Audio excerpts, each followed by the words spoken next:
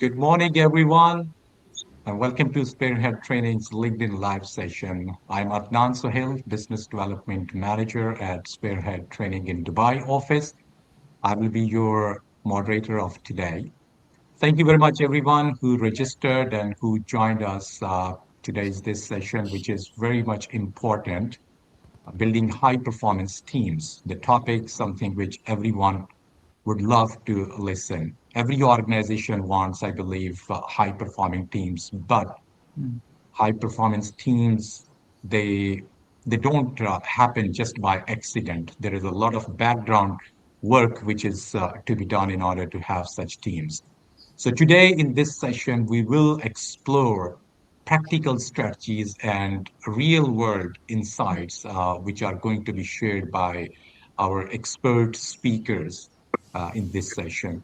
So, people who are joining us, wherever you are, please do write in the comment if you want to write your name, your company name, and the place from where you are joining us. And feel free to share your thoughts and your questions throughout the session. Uh, my wonderful panelist of today with decades of experience handling and dealing and training people and organization to develop the leadership. Let me first of all introduce Alison Bowser, who is a leadership and management specialist with extensive international experience helping organizations to strengthen their leadership capabilities and team effectiveness. Welcome, Alison. I have my other colleague, Ala Andriano, an experienced leadership and organizational development consultant with over 25 years experience helping leaders and teams to grow and perform. And we have also Mohammed Aziz, my colleague, a seasoned leadership and strategy expert helping organizations to translate leadership into measurable business performance.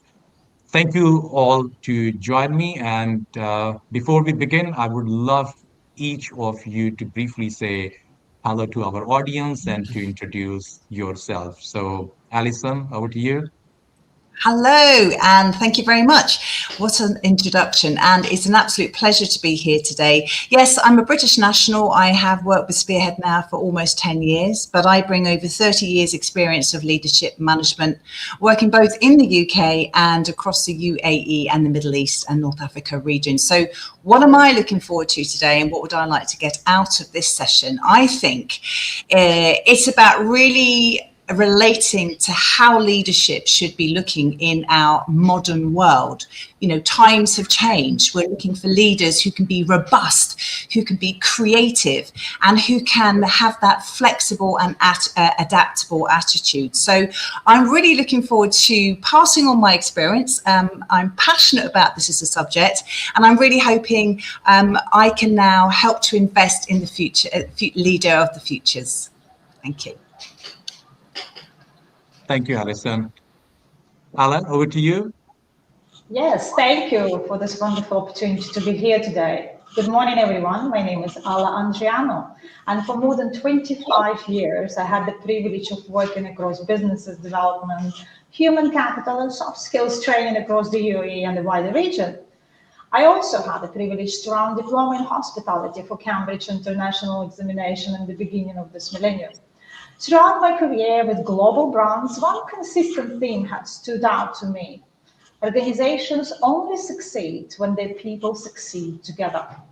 Building high-performance teams is about creating cultures of trust, accountability, collaboration, and continuous growth.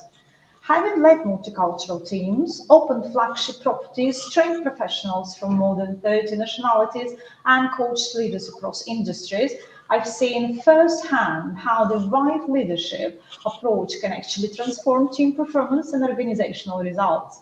Today, I'm excited to share some practical strategies, real-world experiences, and best practices that will help you build stronger, more engaged, and high-performing teams in today's dynamic business environment. Thank you very much, Ala. That's wonderful. Mohammed Aziz, can you now tell us about yourself to our audience, please? Yes, Adnan. Yes, thank you very much, and great to be here. So I currently work as a senior management associate with Spearhead Training. So I mainly focus around leadership development training and a lot of consulting. Now, my background is mainly in operational leadership and people development roles. These are some of the areas that I've really focused in. So I've worked with one of the UK's largest organizations. And in the last couple of years, I've also worked in higher education. I was teaching and researching leadership as a lecturer. I've also worked as a consultant on major projects, including around the London 2012 Olympics with government entities, but I've also had work with Transport for London. So these are the experiences that have taught me a lot about pressure, communication, coordination, and particularly in those fast moving environments. So a lot of the work that I actually do now is really focused on helping organizations deal with the people side of leadership and the performance challenges that generally happen. And I deal with those in a practical way. So I'm very much looking forward to providing some insights and looking forward to the conversation. Thank you. Thank you very much. Appreciate it, Mohammed. And once again, I'm here to welcome everyone who has joined till now. And let's start. But before starting, those who are new to the space and to the name Spearhead Training, which I believe that will be very few, it's been 3 good decades that we are here in the region. We are offering leadership, management, and soft skills training program. We are one of the top companies, and we are helping organizations to improve their business performance by enhancing the capability of their people in the core human behavioral and leadership skills. So do explore our website, spearheadtraining.com. So let's now move to the core question of today, and I will ask Ala first.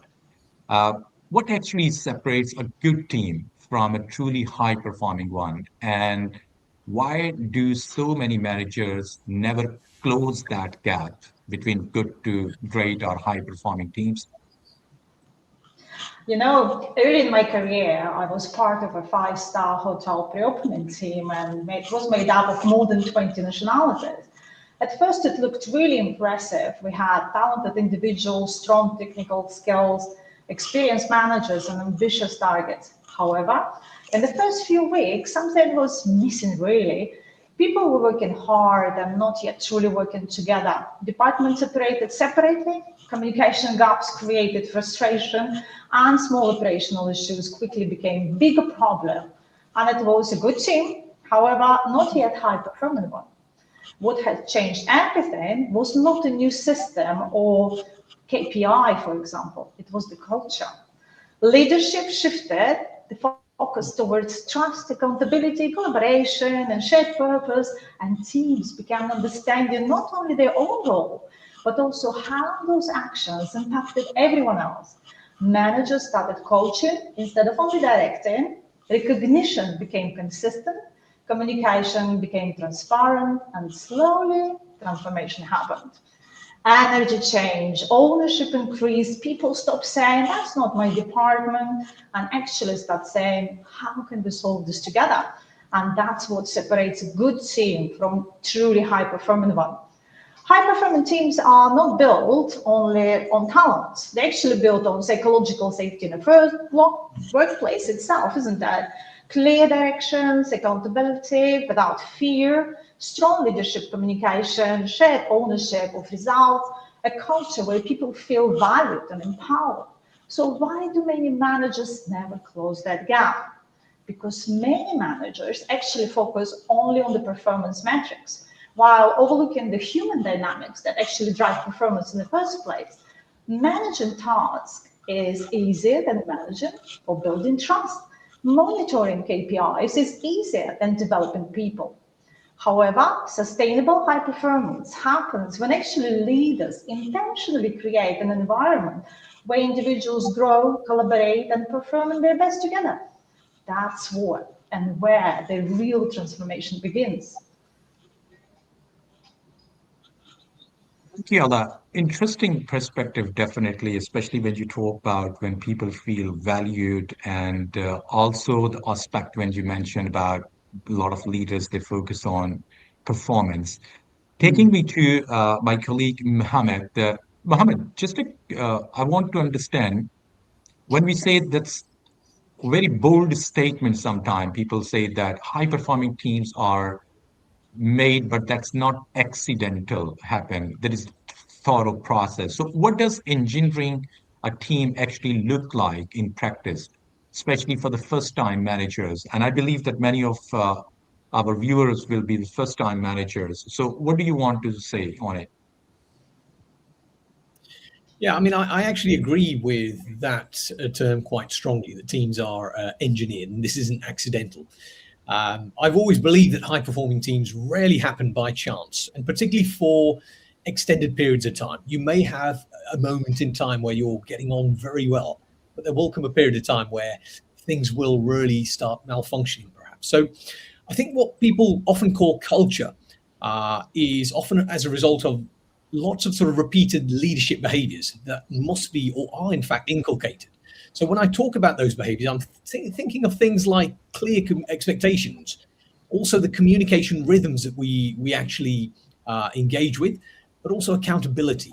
These must be reinforced over time if you want to develop that engineered team. Now, for first-time managers, and I recall myself being a first-time manager with a team of 8 people, uh, engineering a team doesn't mean controlling everything. And perhaps that's where I initially landed, wanting control of everything. But actually, the focus, I believe, should be more on being intentional about things like clarity. Ownership and feedback are really important. I also want problems to get surfaced very early on. So those managers we speak at, new managers, deal with those problems that are being surfaced very early on. Now, I also think that many managers sort of confuse or conflate that performance is mainly about motivation.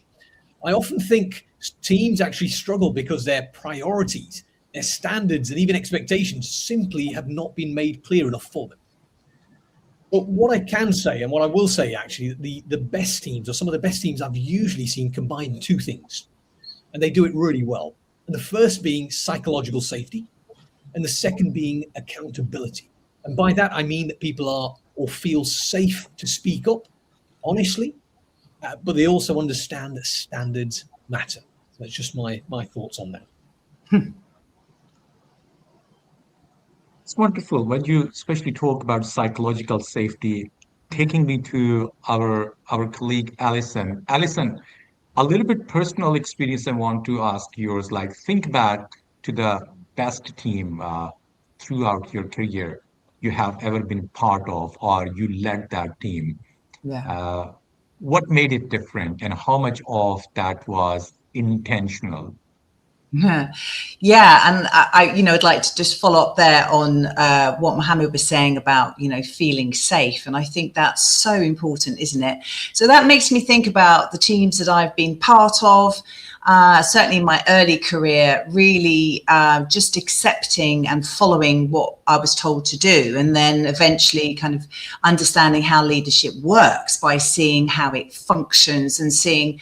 And I'm sure my colleagues here today will agree that you actually learn way more from things going badly than you do from things going well. So the mistakes that are made both by yourself as a leader, but also as those around you, as you watch the fallout from that behavior, I think that's a very steep learning experience. But I suppose the best team I've worked in succeeded because there was a high level of trust. And then everyone was understanding what the shared goal was. So that was down to clarity of communication, understanding what people's roles and responsibilities were, and respecting one another for what their roles were going to be. It really is about pulling together in one direction, and that the leader needs to be brave when things are not going well. And I think that reflects on what both Allah and Mohammed have been saying, is that, sometimes you've got to step in and, say when things are not going well. But it's really about building trust, making sure you have clear, defined goals, and everyone knows what they're supposed to be doing. And that's my experience. It's wonderful. We would love to hear everyone who is joining us also that tell us in one word that what do you think that what define a high-performing team? So do share your thoughts in the comments, and if you are having any questions. Uh, I want to go a little bit more deep into the topic, and before we trying to find out how to develop something, we'll have to finalize or diagnose the performance gaps. And I personally believe that inefficiency, it doesn't happen just sudden. There will be definitely some signals which managers they start to feel, and then after that they identify that something is going wrong. Taking me to Ala, what do you think, Ala, that are the early signals you teach when you are talking with the leader or when you're doing the training sessions? How do you teach and what do you teach? What kind of early signals most managers they can sense it off before they start to articulate that yes, there is something going wrong? So true, very true. A couple of years ago, I was actually running a high performance teams training, working with a leadership team that on the surface looked successful. Targets were being met, meetings were happening, and operations appeared stable. However, during the workshop, I asked a simple question. How many of you feel your team is fully engaged right now? And guess what? The room went quiet. What the managers were sensing but struggling to articulate was the performance had become transactional. People were doing their job, but the energy, initiative, and collaboration was slowly disappearing. And this is exactly what I often teach actually leaders, high performing teams, really and hardly ever break overnight, as already been mentioned here. And the warning signs usually appear quiet and gradual. And the earliest signals often behavioral, not operational. So you start hearing less discussions in the meeting, people stop challenging ideas, cross-functional collaboration decreases, small misunderstanding increase, initiative drops, and managers notice they are constantly following up instead of actually having people taking ownership naturally. Then comes the emotional signal. So increased defensiveness, low enthusiasm, resistance to change, silence instead of contribution, just enough performance to go from beginning of the shift till the end. So one of the strongest warning signs is when actually talented employers emotionally disengage before they physically leave. They're still present, however, no longer invested. So many leaders miss this actual signal because they focus only on KPIs, deadlines, and outputs. However, culture always speaks before performance numbers do. So that's why I encourage managers to pay close attention to team energy during meetings, quality of communication, accountability levels, collaboration between departments, and employee willingness to actually contribute ideas. Because when there is trust, clarity, or motivation begins to decline, the team will always show signs long before results collapse. The best leaders learn to recognize the signals early and address the human dynamics before performance suffers. Yeah. Thank you. Good insights. And when wrong things happens, usually there is a tendency as a human and as a manager that you try to fix those things right away. Which, listen, I just want to take your input on it that when teams are underperforming and leaders try to fix things before they really try to find out where the real problem is. What is your thought? What is your framework or advice for diagnosing the root cause first? Well, I think we've got to make sure that we can't assume that people are the problem. You know, often underperformance is caused as well by the environment around them, because there's the two things that you have to consider together. You have, you know, any business is only as good as the people in it. But at the same time, you have other factors that you have to consider, the constraints that you're working within, for example, and making sure that goals are very clear. I mean, I can't emphasize enough, and this is a lot of what I do in my training, in my coaching with leaders, is about understanding really how important it is for goal clarity and purpose. So when you have that and you have that clarity, people understand where they need to be putting their priorities, which makes that kind of fit a little easier. It means that people are allowed to focus on what they need to focus on, and that everyone understands what their responsibilities are. And you know, I don't want that to sound like something just shallow, because we all talk about goals and responsibilities. You know, managers are giving their team regular appraisals, or are they? You know, that's my experience, is that we can make an assumption that there's an ongoing review process for how people are achieving their targets. But actually, in my experience, this is not happening enough, and those goals are not clear enough. So if we all want to align as a team and become the highest performing team we can, people really do need to understand and be asked what they understand their goals to be and what they're trying to achieve.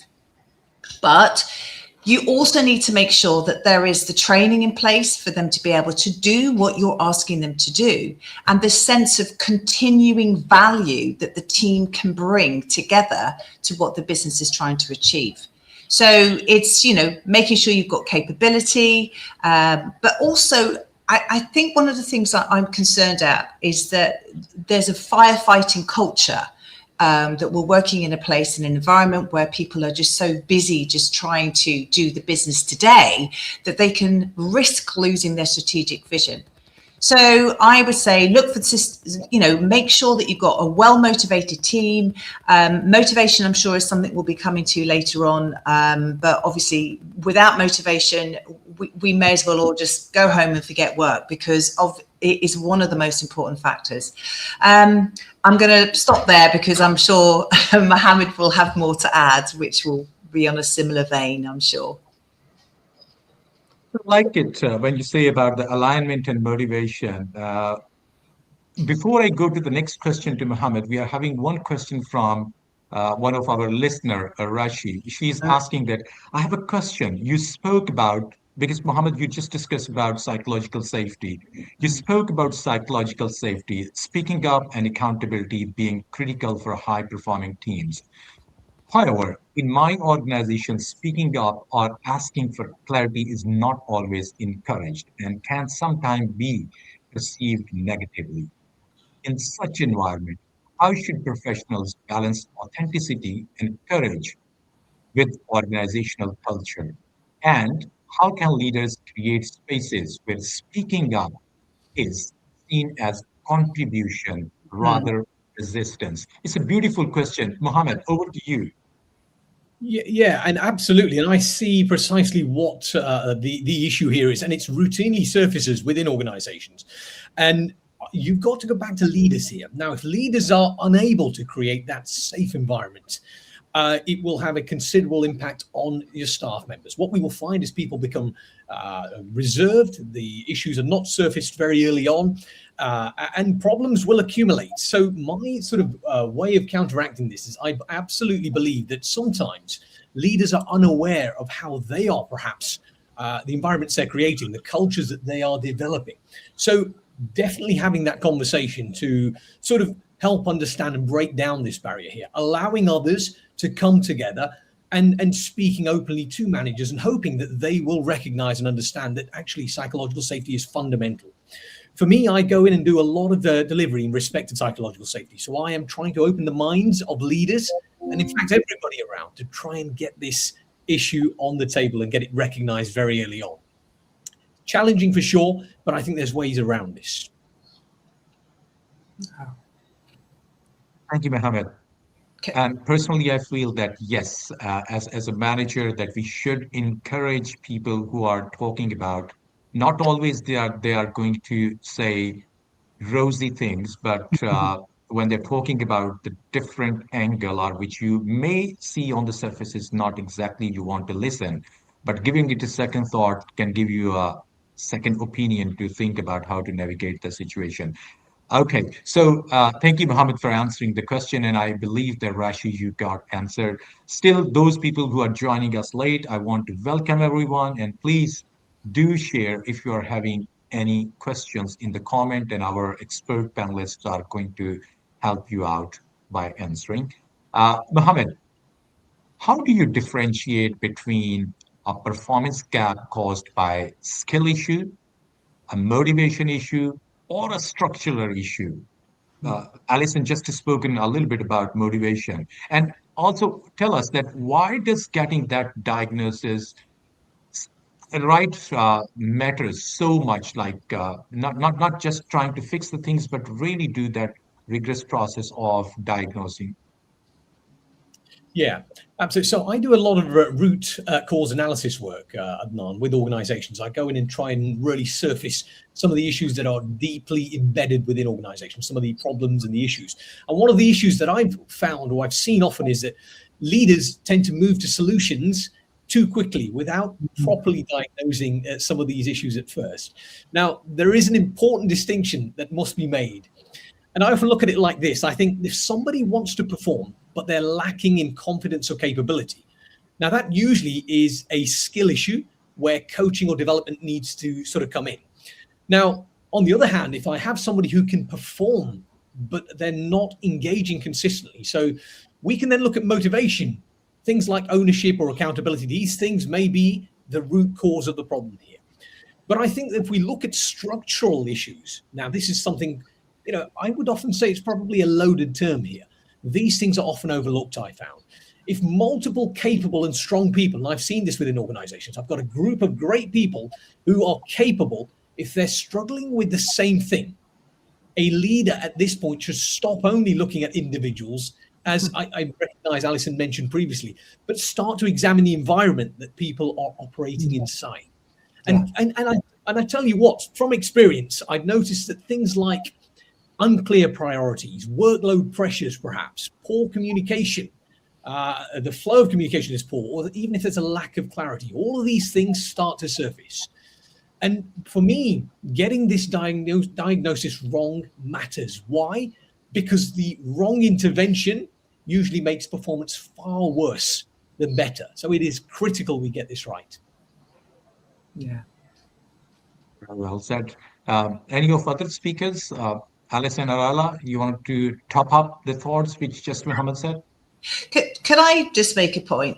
Just going back to Rashi's question that came in, and I'd just like to emphasize something that Mohammed mentioned, which I think we can't afford to let go on this conversation today. And you mentioned, Mohammed, about, an awareness, and this is something that Rashi's kind of reflected upon, the kind of the manager, the leader who is aware of what their strengths and their weaknesses are cannot be underestimated. And, we cannot risk the leader being the one who's blind to how they are performing as a manager. And I think we've just got to, I'm just going to mention it here, that this is where we talk about and train emotional intelligence is one of the keystones for intelligent leadership. So I'm just coming back onto that point. Thank you very much. Appreciate it. A couple of times, one word we are just talking about, that's Mohammed, you're focusing on accountability also. Now, I would say this is one of the topic in leadership that's a lot of people they do discuss about it. Yeah. Starting from Allah, accountability is one of the, again, I would say that every now and then, especially these days, we started to hear this word. But sadly, least practiced leadership skill. What does genuine accountability look like on a day-to-day basis? Indeed, you're absolutely right. And I once worked with a manager who consistently told his team, you need to do more and be more accountable for what you do. However, every time a mistake happened, he steps in, takes over, and blames the team publicly when the results are not delivered. So over time, something interesting happened. People stopped taking initiatives. They waited for instructions, they avoided decisions, and accountability disappeared completely. That experience taught me an important leadership lesson. People do not learn accountability from speeches. They actually learn it from the culture and the leadership behavior which is displayed on day-to-day basis. So genuine accountability on a day-to-day basis is not about blame, pressure, or micromanagement. It's about ownership. So it looks like team members following through on commitments without constant reminders every single time. Leaders addressing issues early instead of avoiding difficult conversations. People admitting mistakes quickly and focusing on solutions. Clear expectation and consistent communication happens daily. Managers holding themselves to the same standards as their team. The strongest teams I worked with had a leader who created psychological safety, we already mentioned a few times, alongside the high standards. So people felt trusted, supported, responsible for the outcome, and real accountability also shows up in small daily behavior, such as responding on time, preparing properly for the meeting, keeping promises, giving honest feedback respectfully, owning both success and failure as a team. When accountability becomes part of the culture, performance improves naturally because people stop working out of fear and start actually working with the commitment and ownership. And that's where team truly become high performing. Thank you, Ala. Uh, I'm just thinking about it, about the new managers when they join any workplace and they are appointed or they are promoted within the organization. One real worry they do have that how they are going to make a good relationship and still remain as nice with everyone. But when we are talking about accountability, that's something then these two things are not very well going along with it. Alison, first time managers, which I personally have seen, and I think that when I was the first time manager, I've been through the similar situation, trying to be nice, trying to be supportive to everyone, Yeah. trying to just taking more of their work on me and not to making them accountable. So, because I didn't want to ruin that relationship or to go harsh from the beginning on the teams, what advice do you give to first time managers how they can bring the culture of accountability without damaging relationship? Yeah, it is. It is so tricky, isn't it? And I'm sure there's lots of people who are going to be watching this who, we've all, if we're in a management position, we've all experienced that for the first time. And I ask leaders to reflect upon that transition that they went through, and we call it crossing the bridge, where they're leaving behind that previous role, and yet there's still this intense desire for people to be liked.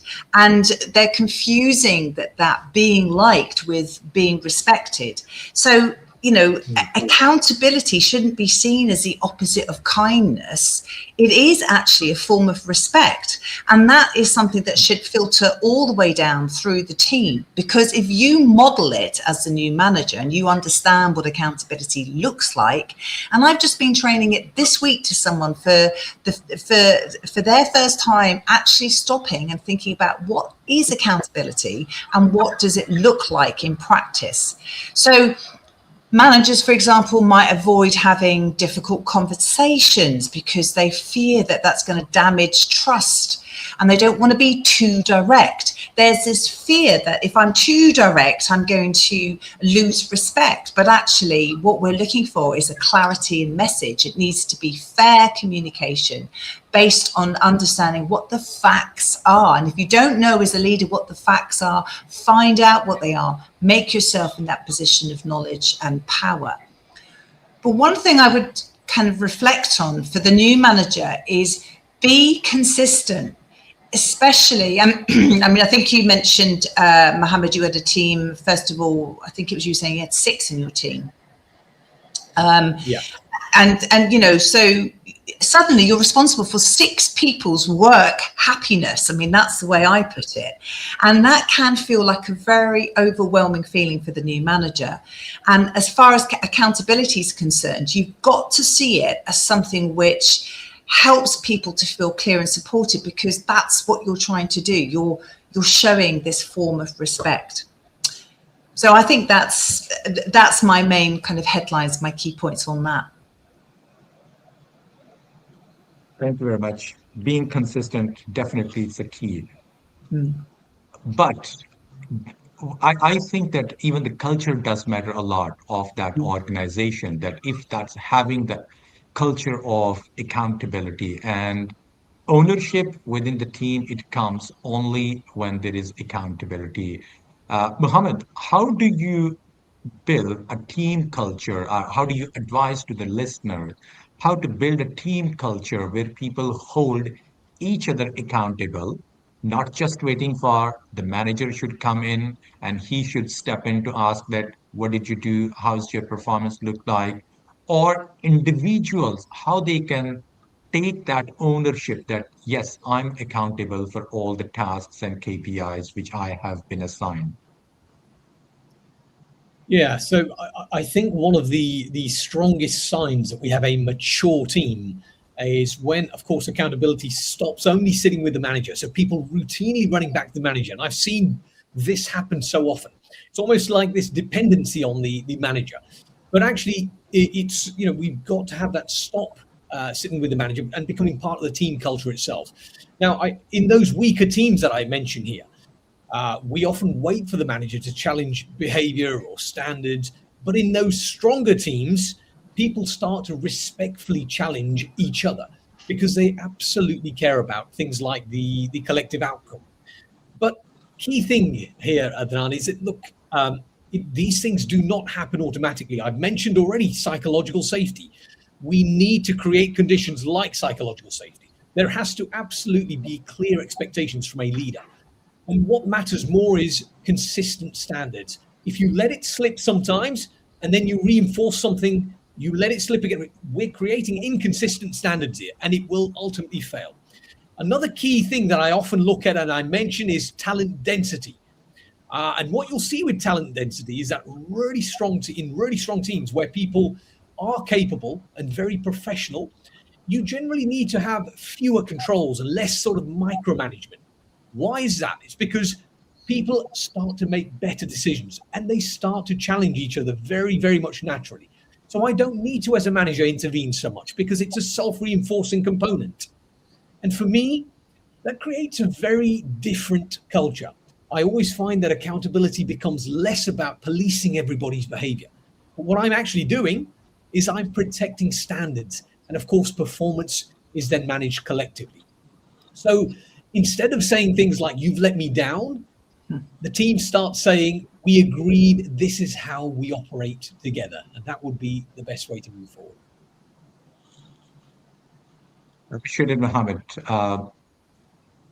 Right people, right job, and the right results. I completely agree with you on this.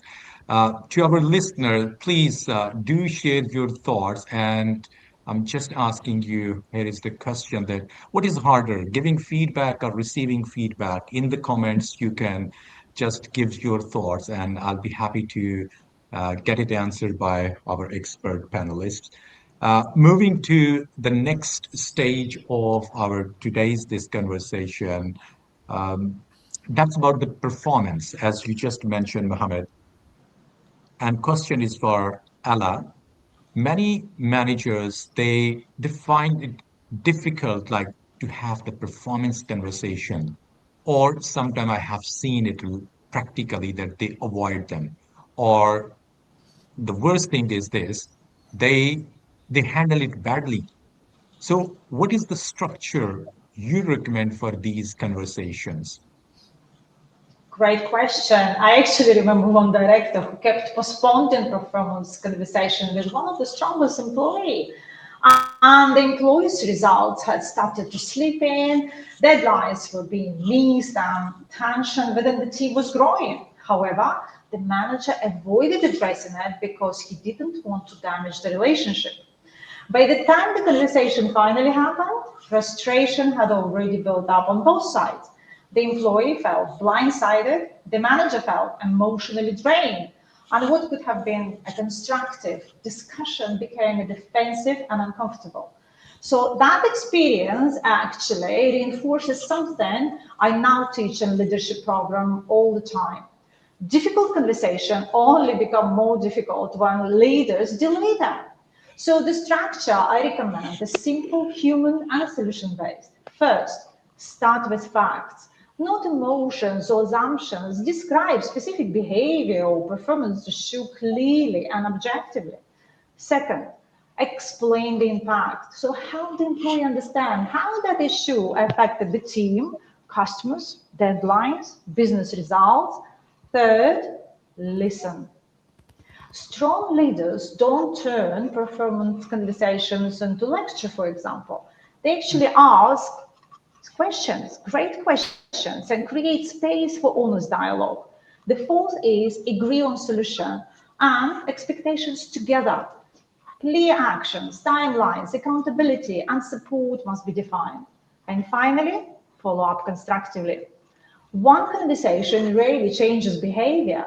Leadership consistency does. What many managers forget is that performance conversations are not about catching people doing wrong things, they're about helping people succeed before problem becomes bigger. The best leaders handle difficult conversation early, respectfully, directly with clarity, empathy, and accountability at the same time, which we already mentioned a number of times here today. Amazing, Gala. Thank you. Rightly answered the question, which I know that many people they try to avoid it. Mohammed, what is your take on it? That how do the right question, which even I asked to our audience also about giving feedback, and there is a difference between giving feedback and having a real performance conversation with someone in your team. How do you teach to the managers, whether they are new to or are experienced, to bridge this gap, not to just give feedback for the sake of feedback, but to have that real performance conversation? Yeah, so Adnan, I do believe that feedback and performance conversations, they're related concepts, but I do not believe that they're the same thing. Now, I'll give you a couple of an example of each in a moment, but feedback, I think, is a very quick observation or a piece of guidance. But if you look at a performance conversation, I think it goes deeper. We're looking at patterns, expectations, perhaps. We're looking at ownership, impact, all of the small things that make a move to get things pushing forward. And a lot of managers I find often think giving feedback is actually enough. But think about the recipient of that feedback who walks away feeling, well, I didn't understand what was the outcome of that particular message. So, for example, if I say you need to communicate better, now that could be feedback. But think about a real performance conversation where I'm actually breaking down the impact it's having on the team, the workflow, and also what practical changes are needed if we move forward. So, what would that look like? So, of course, instead of saying that your communication needs work, I'm going a bit further. I'm saying I've noticed things like updates are often coming through late, which is now creating confusion for the wider team. What's causing it? How can we improve this going forward? All of these are more sort of in-depth engagements. And what that does, it creates much more ownership and gives clarity to the conversation. And honestly speaking, the managers who handle these conversations the best are usually the ones who don't wait until things become deeply emotional or even critical. They deal with these issues very early, very calmly, and consistently. And I would say that's the ingredient to ensuring we get great understanding of this subject here. I loved it. And I know that Alison is also having some thoughts on this. Alison, just tell us that how do the seasons manager, because you have worked with a lot of very seasoned managers, and as you have worked also with new ones also. So how do seasoned managers need to evolve their approach to performance compared to when they were fairly new managing the teams or managing first time? Yeah, I think, I've talked about the new manager and that kind of understanding of, your transition and the transition period and feeling, I suppose, comfortable with the fit of your new role and what that expects, making mistakes as you go along. I think the risk is with seasoned managers is I'm going to use the word complacency, that if we're not careful, we can see managers who, after a period of time, have felt that they're just slipping into their role and they're just, doing all the things that we're talking about, but they're not doing it with enough kind of sharp focus on actually reminding themselves, am I doing everything to the best that I can? What's the feedback that I'm getting? And I think, Mohammed's point there about those feedback conversations is absolutely critical to this, because if we want to get the best performance from someone in our team, we're going to have to learn to listen much better. And this is one of the biggest challenges and barriers to communication, when we find that people, managers are saying, yeah, listen to my team, yeah, they're telling me this, they're telling me that. Okay, but what does that really mean? What's the meaning behind that? And what does that mean to you as a leader? Are you getting the feedback that says, as a leader, you could do better? Or are you choosing to filter that out and still turn that around to your team? So the fundamental difference for me between one seasoned leader versus someone who's new in the role is about that ability to step back and to take an honest view of yourself, and to understand that, you're not there to fix problems. I think it might have been Alan mentioning earlier about, or Mohammed mentioning, micromanagement. And of course, this is the one poison, I think, in business these days. If we're not careful, micromanaging, affects our time management skills, and it affects our ability to really hand over and trust people. Sometimes they might make a mistake, and there's too many people who fear that kind of risk. So being more being less risk averse, and being able to really invest your trust in your team will continue that journey into reminding you that you do have a role to play, and remind yourself of how important it is and how far you've come. I think that's probably the best way I can put that at this stage. Excellent. Ala or Mohammed, any thoughts on this particular point you want to add? Yes, micromanaging. And I think that brings us back to the point of our audience and the question from Rashid, I think, right? Probably the reason why we are not able to have this psychological safety. It could be one of them. The other one is maybe open communication, and also the ability of being assertive. So it depends, are you the manager, right? Or are you being managed? But micromanagement definitely does poison. I think it's a great word, Alison, especially today in the business. Perfect. To all of our listeners, I have another question for you. So if you can, in the comments, just share your thoughts. Let me just bring it up. What is harder, giving feedback or receiving feedback? This was my previous question, and this question is, what creates more confusion in teams? Like, as per your experience, please, as we are talking about this next section, please do share your thoughts. And I'm going back to Allah. Uh, how much of underperformance is actually a clarity problem within the teams? Unclear roles, or unclear goals, or unrealistic expectations? And how do leaders fix that without over-engineering everything? Interesting question. In fact, how many of us today online are fully aware of our own job description? Let's be honest. I worked with teams where the general manager believed people lacked motivation. Deadlines were inconsistent, accountability was weak, and frustration was growing across departments. However, after spending time with the team, the real issue became obvious. People were not underperforming because they were incapable. They were underperforming because they were unclear. Different team members have different interpretation of priorities, for example. Some, they actually thought that what is expected of them. Roles overlapped, expectation changed depending on, on the situation, and the success was never clearly defined. The most interesting thing, one employee said something that actually made me think.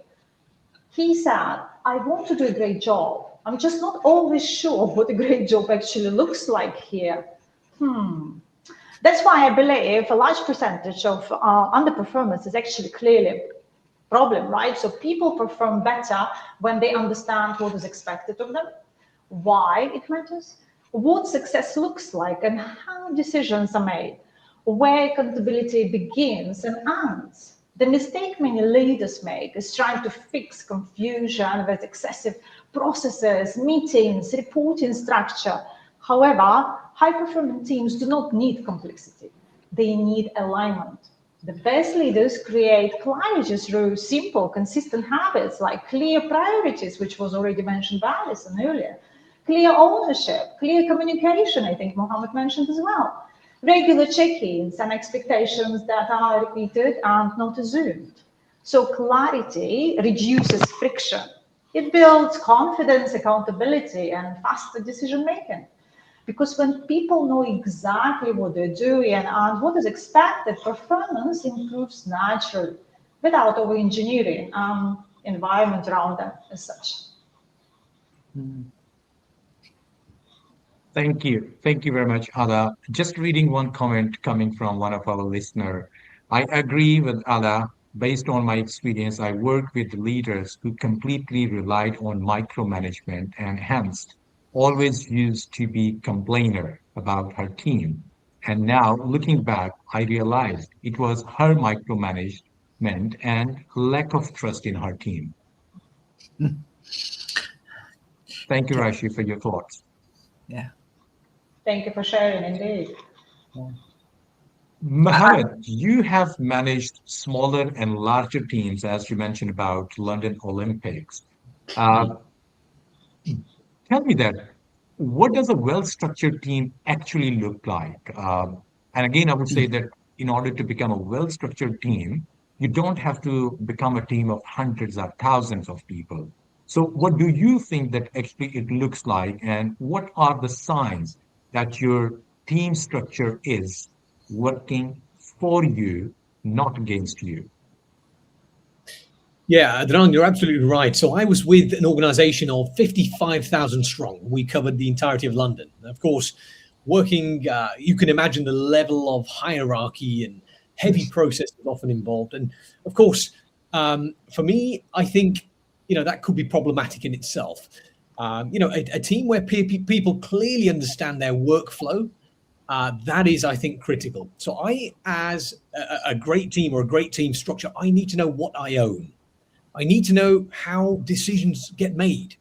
I need to know where escalation happens. Where do I go to? Who do I go to? How do I escalate this? Who makes the decision? And what priorities currently matter most to my team, my organization? Now, one of the biggest signs a structure is working well as a team is low confusion. If you just think of that for a moment, what I'm saying, low confusion.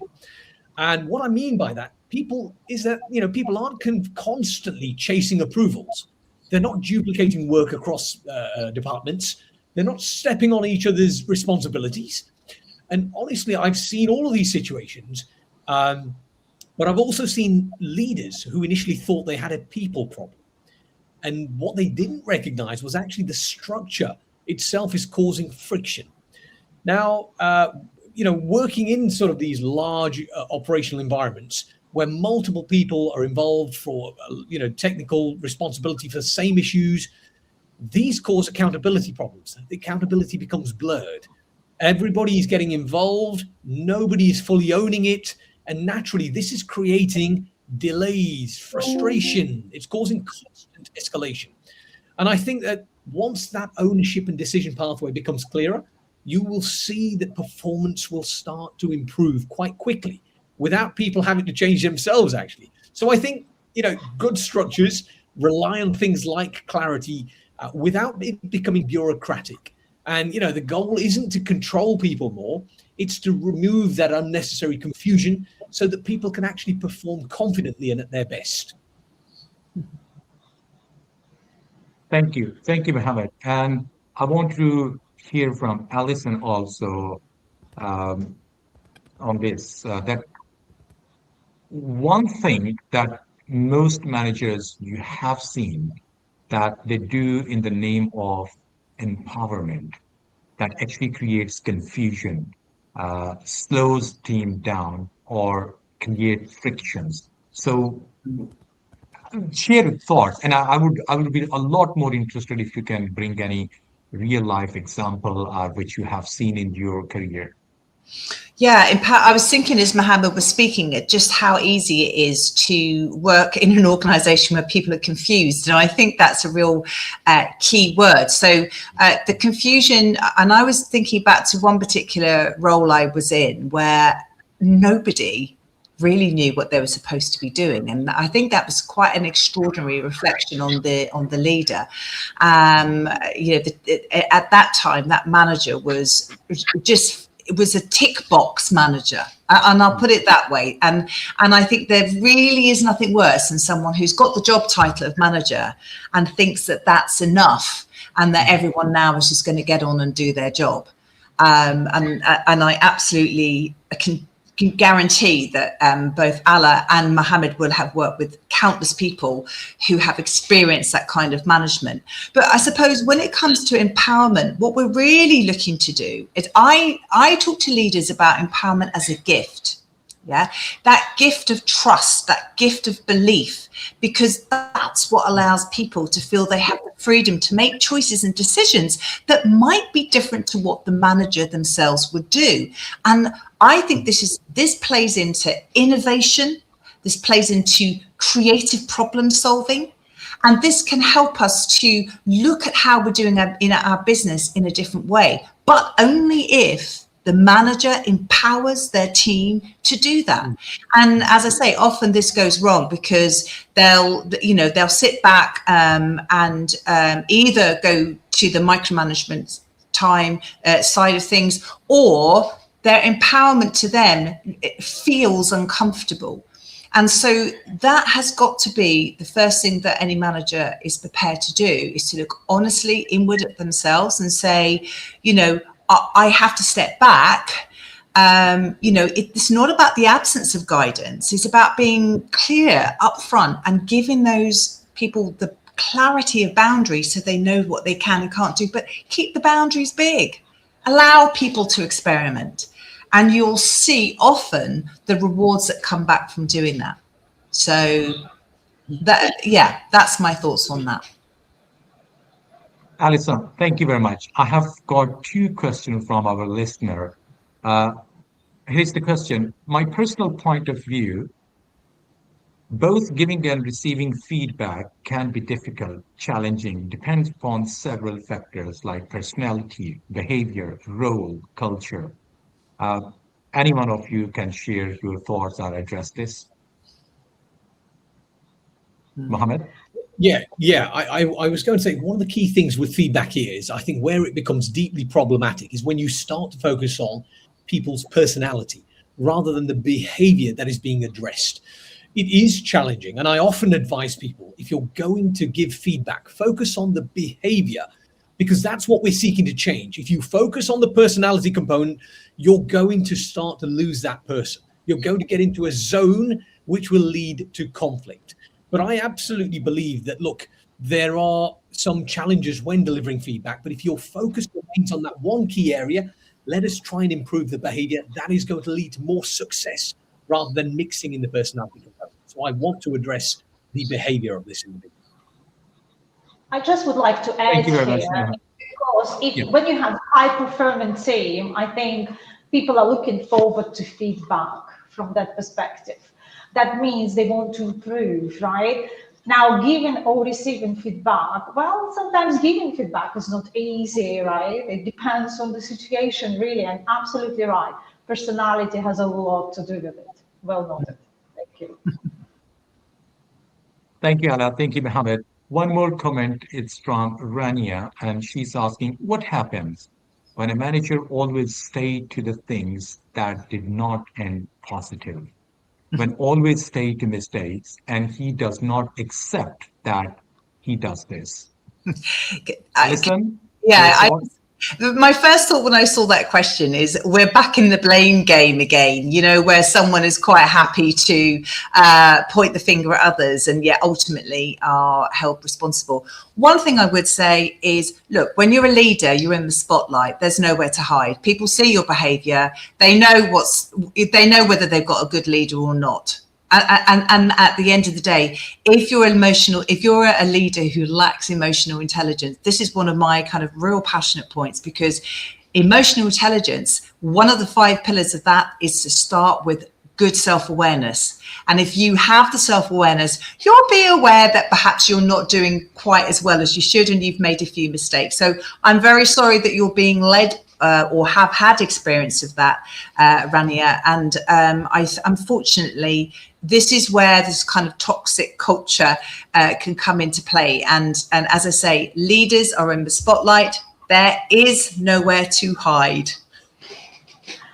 I would like to add to this, in fact, Rani, and if I would be in your place, I would most certainly approach the manager in a calm environment, not necessarily in the office, and perhaps just definitely express my feelings. And that's one of the assertiveness skills that we teach as well, is being able to express. You can't live with it. Okay, he likes it or he doesn't. It's up to him or her, whoever is that manager is, but it's up to you to say it, right? So it could be over a cup of coffee or in a calm environment, or maybe team building activity, I don't know. But definitely to let him or her know that, hey, you know, that's what you've done, and it really made me feel so bad.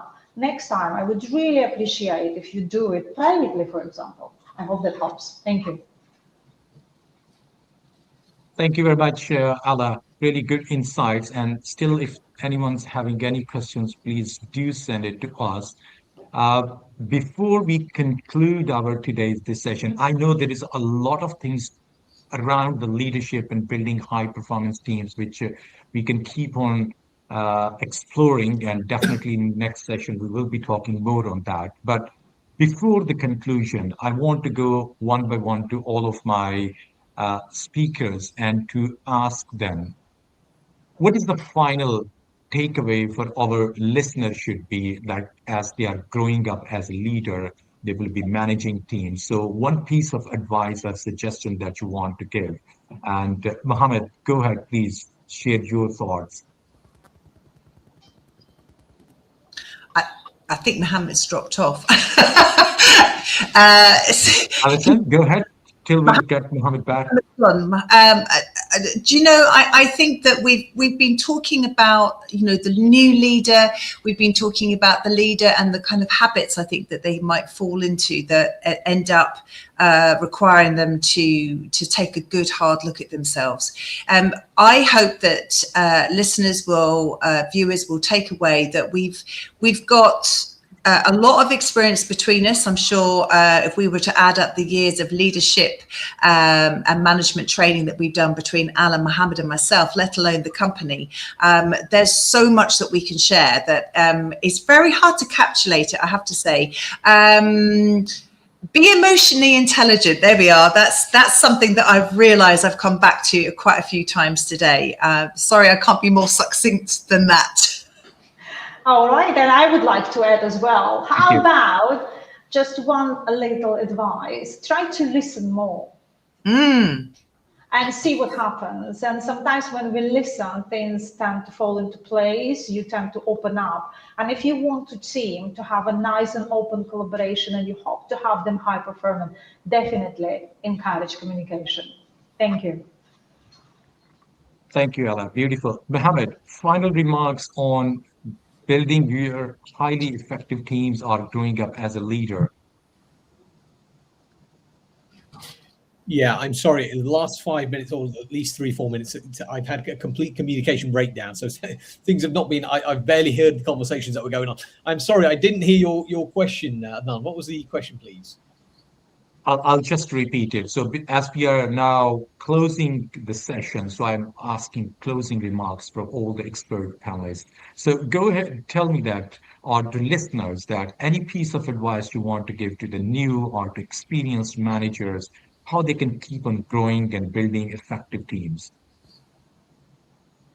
Yeah, I would say genuinely keep an open mind when you're engaged with your teams.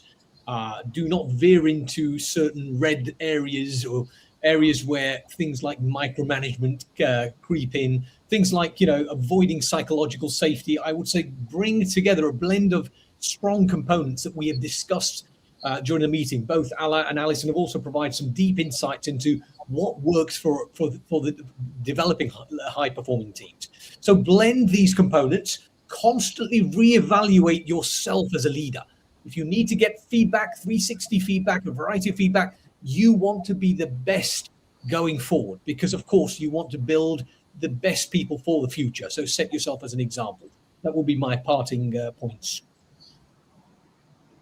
Thank you, Alison, Ala, and Muhammad, for sharing your expertise and practical insights, which I believe that all the listener and viewers, they can take it back to their workplace and they can start to implement it.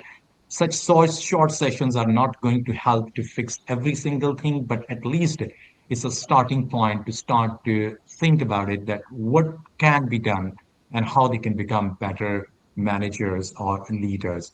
And as we started our session by saying that high performing teams are not built by chance or by accident. And by end of the session, I want to just add that they are built intentionally through trust, accountability, Mm, clarity, agree. and strong relationship and leadership. So thank you once again, everyone who joined us today. Please continue following Spearhead Training on LinkedIn and other socials. In case you are having any questions, please do send it to us. Here you on the screen, you can see our WhatsApp number, our email ID is there. And before you close this session, pick up your phone, scan the QR code, give your feedback that how did you find this session. Recording of the session will be available on our LinkedIn page if you want to later watch it or you want to share it with your colleagues. Till we meet next time, I want to say goodbye to everyone from Team Spearhead Training. Thank you. Thank you. Bye bye. Thank you. Thank you. Bye. Bye.